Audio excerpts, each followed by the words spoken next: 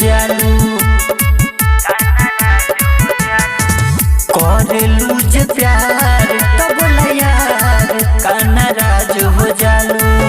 छनही में खुशी तो छन में तराज हो जालू। करेलू जे प्यार तो बोला यार का नाराज हो जालू।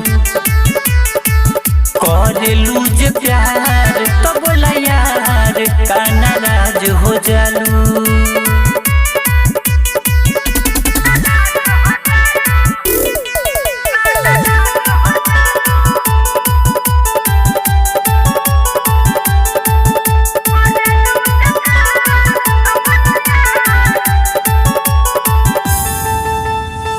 तू कसम आज खाके हो छोड़ा बुना दिलावा लगा के हो। तोहरे से जिंदगी उजाला बा जोई बुना दिया बुता के हो।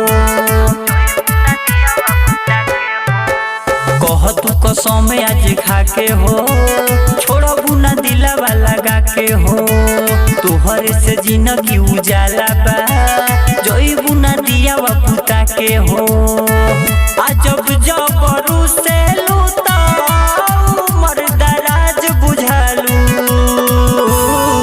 करेलू जे प्यार तो बोला यार का नाराज हो जालू।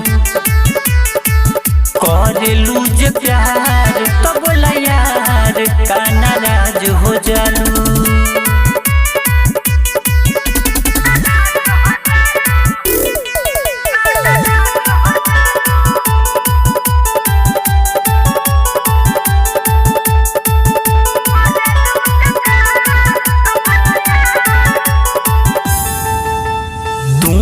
चांद हम तारा हो नदी आधार के किनारा हो। मोती के जैसन चमक बा परियों से लागे लू प्यारा हो। तू हो चांद हम तारा हो नदी आधार के किनारा हो। मोती के जैसन चमक बा परियों से लागे लू प्यारा हो। और जैसा तेंदर भी मिलाल के संसार हो जालू। करेलू जे प्यार तो बोला यार का नाराज हो जालू। करेलू जे प्यार तो बोला यार का नाराज हो जालू। Mix by Mahakal recording studio Dudhahi Kushinagar.